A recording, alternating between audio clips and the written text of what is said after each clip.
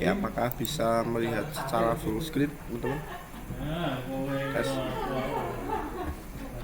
Halo? Bisa Pak. Oke ya. Oke, saya akan mulai ya. Akulturasi budaya. Ya.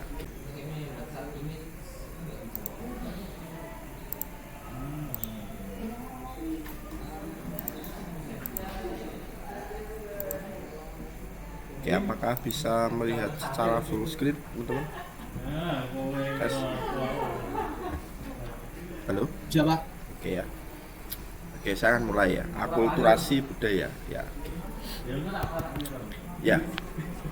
Kita mesti tahu dulu tentang definisi apa itu akulturasi. Jadi kalau didefinisikan, jadi akulturasi itu adalah proses budaya dalam suatu masyarakat yang dimodifikasi dan disesuaikan dengan budaya yang lain. Jadi intinya adalah ada modifikasi dan penyesuaian. Ya, tapi juga ada keyword lain, yaitu pencampuran. Ya, jadi percampuran dari berbagai macam unsur-unsur budaya itu bisa dikatakan sebagai akulturasi. Nah, proses akulturasi itu aktivitas yang melibatkan sebuah sistem kelompok. Jadi bukan aktivitas personal, teman-teman. Jadi tidak bisa kita mengatakan sebuah aktivitas personal itu sebagai akulturasi, karena setiap akulturasi itu pasti melibatkan unsur-unsur yang lebih dari satu orang atau kelompok. Itu ya. Nah, ini yang perlu diketahui. Nah, nanti akulturasi itu dibagi tiga, teman-teman. Jadi ada tiga jenis akulturasi. Yang pertama itu asimilasi. Ya, asimilasi itu jadi ada pembauran, ada percampuran, tapi salah satunya itu kalah. Jadi salah satunya kalah atau tinggal sedikit sehingga membentuk kebudayaan baru. Jadi ada yang kalah. Dia diterima, prinsipnya diterima, tapi mengorbankan salah satunya. Nah, kalau konfrontasi, ya, yang kedua itu konfrontasi, itu adalah pertemuan beberapa budaya, tapi berlawanan. Nggak bisa dicampur, kontradiktif, sehingga dia saling menolak. Jadi ada dua budaya itu mau dijadiin satu, tapi nggak akan bisa itu, karena kalau misalnya ini dipaksa itu akan jadi konflik. Gitu, ada konflik, ada kontroversi di situ. Nah, kemudian yang terakhir itu adalah adaptasi. Jadi adaptasi itu adalah penyesuaian dari sistem budaya dengan budaya lain, tapi tanpa ada salah satu budaya yang hilang. Nah, adaptasi itu berarti kalau ada budaya nyampur, ya, budaya A sama B itu ngeblend jadi satu, tidak ada yang hilang. Jadi biasanya kalau adaptasi itu tetap ada unsur-unsur yang dihilangkan, tapi tetap kelihatan identitasnya. Jadi dipilihin. Kalau adaptasi yang bisa dipilih diambil, yang nggak cocok dibuang, kira-kira seperti itu. Ya, jadi ada asimilasi, konfrontasi, dan adaptasi. Nah, contohnya ini asimilasi. Nah, jadi tahun 2015 itu ada gerakan yang namanya Korean Wave atau K-pop, ya, dan J-pop. Jadi kita pernah mendengar itu, dan dulu pada waktu itu sangat heboh, teman-teman. Itu grup band Smash, ya, Smash. Itu J-pop. Nah, lalu ada juga Korean Wave itu JKT48 ini, ya. Ini JKT ini Jepang, ya, maksudnya ini Jepang juga. Kalau yang Smash ini yang Korea. Kemudian JKT ini yang Jepang. Nah, ini merupakan yang prinsip yang asimilasi. Jadi band ini dia ngambil ikon dari budaya asing, kemudian masuk sini, tapi di elemen yang ada di Smash dan JKT ini sama sekali nggak ada lokalnya. Gitu. Jadi lokalnya hilang. Bener-bener dia jadi imitasi dari budaya yang lain, gitu. Dalam hal ini ada Korea dan Jepang, gitu. Itu namanya asimilasi. Nah, kemudian yang berikutnya ini yang konfrontasi, teman-teman. Nah, konfrontasi ini contoh yang paling dekat itu kemarin ada kasus Holy Wing, itu menggunakan idiom untuk promosinya itu gratis minuman keras ya, minuman keras itu untuk yang namanya Maria dan Muhammad gitu. Nah, itu. Nah, terus akhirnya apa namanya itu heboh teman-teman dan diprotes oleh banyak sekali elemen masyarakat dan akhirnya Holy Wing itu berakhir ditutup.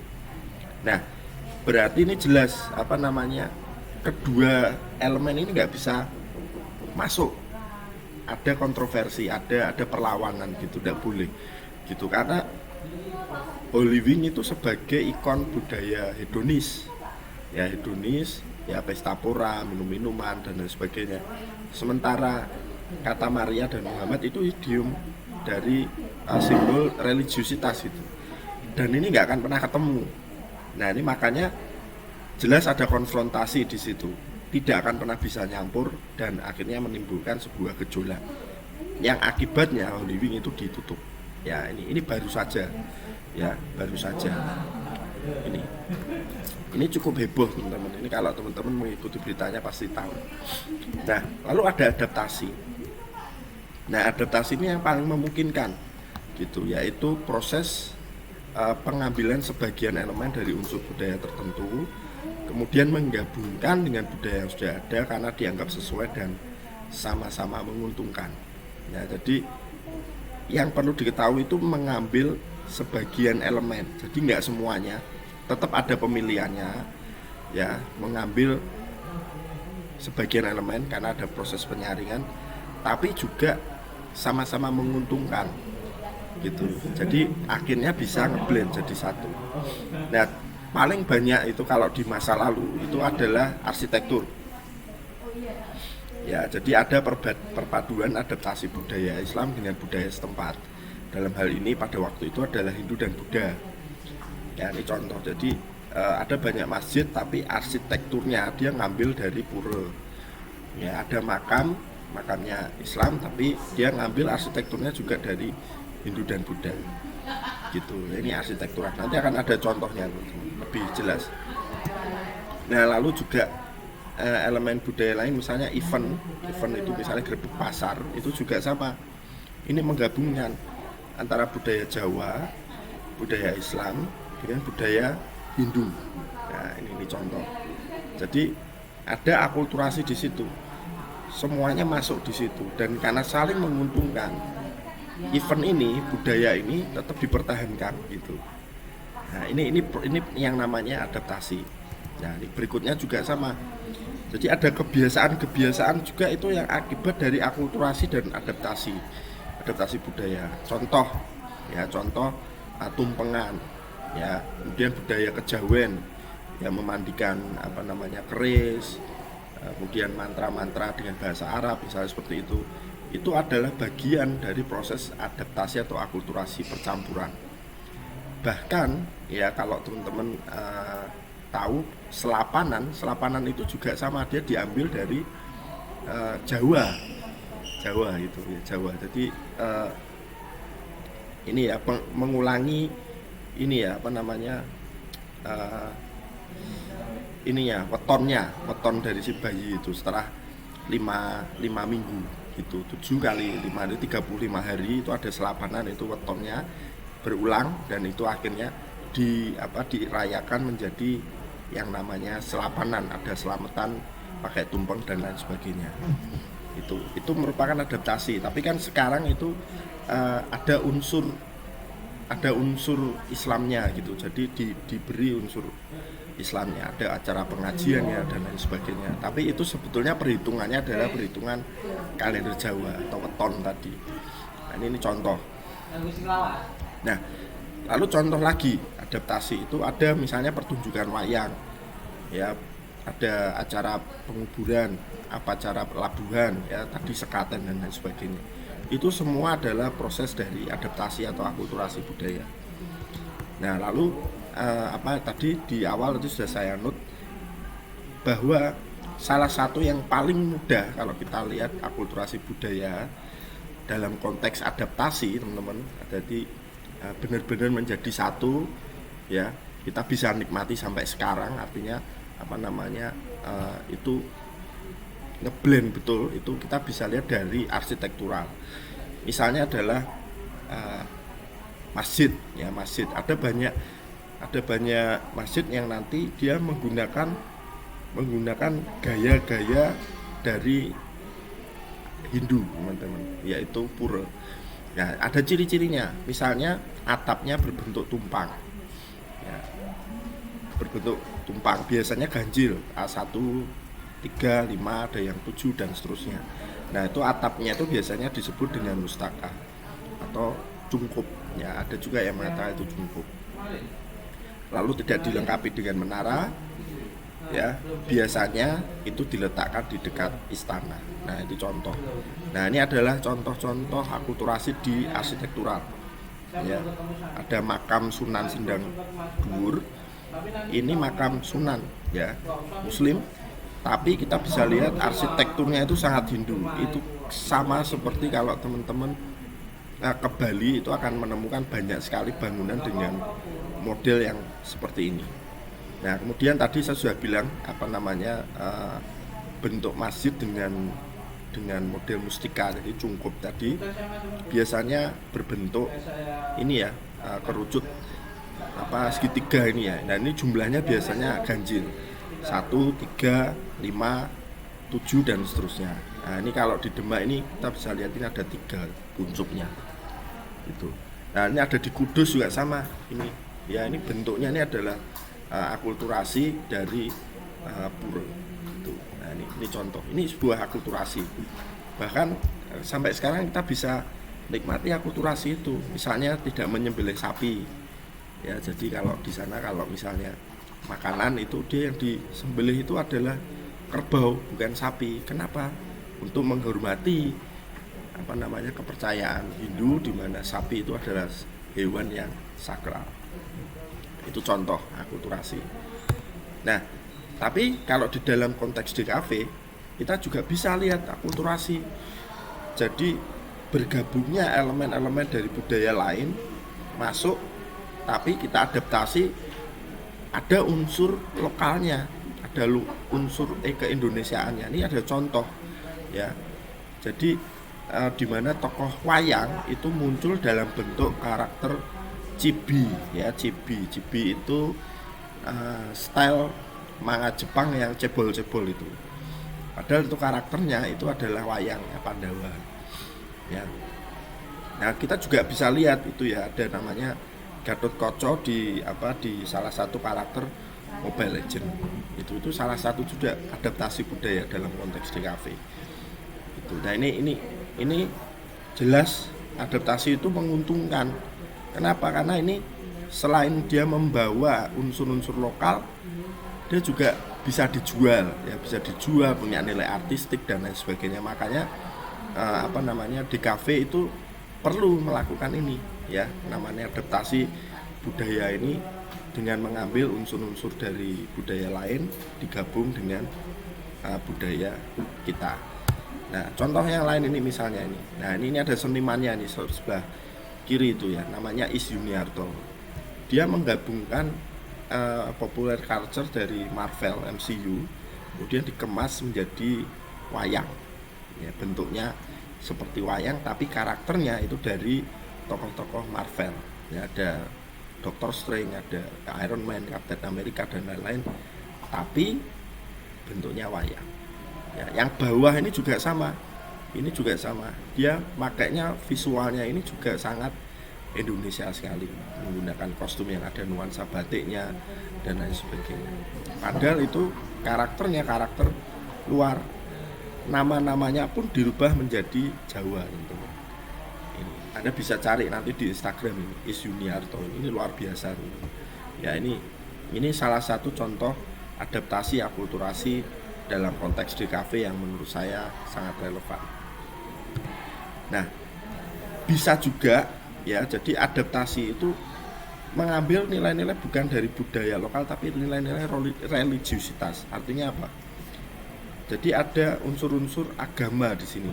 Kemudian dimasukkan dalam bentuk medium-medium yang umumnya itu muncul dalam konteks DKV. Nah, contohnya ini adalah superbook. Superbook itu adalah salah satu penyedia layanan cerita Alkitab ya, agama Kristen, tapi dia menggunakan pendekatan dari model ilustrasinya, penggayaan gambarnya, kemudian style-stylenya itu menggunakan ala-ala barat gitu, ala-ala barat ya, kekinian, kartun gitu. Superbook ini bahkan ada unsur robotnya itu. Ini contoh. Nah, konten budaya juga bisa menjadi inspirasi dalam penciptaan karya. Ini contohnya kalau teman-teman lihat kemarin baru saja ada film Sri Asih, itu R.A. Kosasih itu mengambil unsur dari Dewi Sri yang menjadi inspirasi munculnya karakter Sri Asih. Nah, itu merupakan inspirasi. Jadi proses adaptasi, ngambil idiom dari budaya lokal, ideologi lokal, ikon-ikon lokal, budaya Jawa ya, atau ini mungkin diambil dari Hindu ya, kemudian dimasukkan ke karakter superhero ini gitu. Nah, cuman persoalannya ini, jadi ternyata ada tantangan yang dihadapi dalam adaptasi budaya. Tantangan itu apa? Tantangan itu kecenderungan yang merusak ya, merusak. Nah, kalau di dalam DKV, di ilmu budaya itu namanya imanensi. Jadi ada kecenderungan itu biasanya proses adaptasi itu hanya mengambil bentuknya saja, permukaannya saja, unsur-unsur visualnya saja, tapi meninggalkan unsur spiritual dan ideologisnya, sehingga dia merusak unsur spiritualitasnya. Nah, kita bisa lihat ini, bahkan ada kecenderungan merusaknya itu dalam arti konfrontasi tadi saya disebutkan di awal, itu konfrontasi. Kalau Anda tahu game yang sangat kontroversial itu Fight of God, itu isinya adalah pertempuran, fighting dari para dewa-dewa atau tuhan-tuhan yang ada di bumi. Nah, lalu ada film yang sangat kontroversial itu tahun 2012, itu judulnya Innocence of Muslim, itu juga sama. Jadi dia merusak unsur spiritualnya, jadi meninggalkan, melucuti, dan murni menjadi sebuah hiburan karena dia hanya mengadaptasi bentuknya saja atau permukaannya saja. Nah, itu tantangan paling besar dari adaptasi budaya. Nah, kemudian akhirnya apa? Simbol-simbol religi tadi dalam budaya populer tadi cenderung dirusak, teman-teman. Jadi sudah tidak lagi memiliki nilai-nilai ideologis, tidak lagi memiliki nilai-nilai spiritual. Contoh paling gampang itu kalau di film-film kungfu atau komik-komik kungfu itu ada namanya tapak Buddha itu ya, tapak Buddha atau apa itu kan, itu sebetulnya kan nilai-nilai spiritualitas, tapi dia dibikin menjadi jurus kungfu, jurus silat. Nah, ini jadi akhirnya apa? Yaitu tadi nilai-nilai spiritualitasnya dilucuti, dihilangkan. Nah, sama juga rapper itu kan sukanya pakai apa? Kalung salib. Ya, kalung salib. Jadi dipakai, jadi salibnya besar-besar, jadi anting, jadi kalung, jadi apapun gitu, ditato juga. Tapi kenyataannya kita bisa lihat tidak ada satupun nilai-nilai religiusitas yang dianut oleh si rapper itu. Bahkan cenderung dia menjadi seorang kriminal juga gitu. Nah, ini contoh ya. Jadi simbol-simbolnya tadi, simbol-simbol atau ikon-ikon budaya spiritualnya itu dia hanya diambil bentuknya saja ya. Nah, contoh lagi, jadi komersialisasi telah menciptakan Santa Claus menjadi ikon Natal dan melucuti makna religiusitasnya. Nah, kebetulan ini Desember. Nah, kita bisa lihat sebetulnya Natal itu kan punya nilai religiusitas itu ya, kelahiran Yesus di dunia. Tapi akhirnya apa? Karena komersialisasi, Coca-Cola menciptakan ikon baru yaitu Santa Claus. Gitu, ya, Santa Claus. Santa Claus ini nggak ada hubungannya teman-teman dengan unsur Natal yang asli. Tapi Santa Claus itu terus menerus diproduksi dan dimodifikasi, ya. Jadilah film namanya Bad Santa. Lalu ada film yang baru aja kemarin, Violent Night, yang menceritakan Santa Claus yang sadis gitu. Ada juga Bad Santa, Santa Claus yang cabul dan lain sebagainya. Bahkan ada sekarang baju-baju Santa Claus tapi cenderung seksi ya, dipakai untuk perempuan dan lain sebagainya. Jadi ikonnya ini dia hanya ngambil permukaannya saja, kemudian mereproduksi ikon baru berupa Santa Claus, dan ikon baru ini terus dimodifikasi murni menjadi komoditas komersil yang hanya urusan uang dan kesenangan pribadi itu tadi. Dan ini contoh ya. Nah, makanya ya ini. Jadi kesimpulannya itu seperti ini.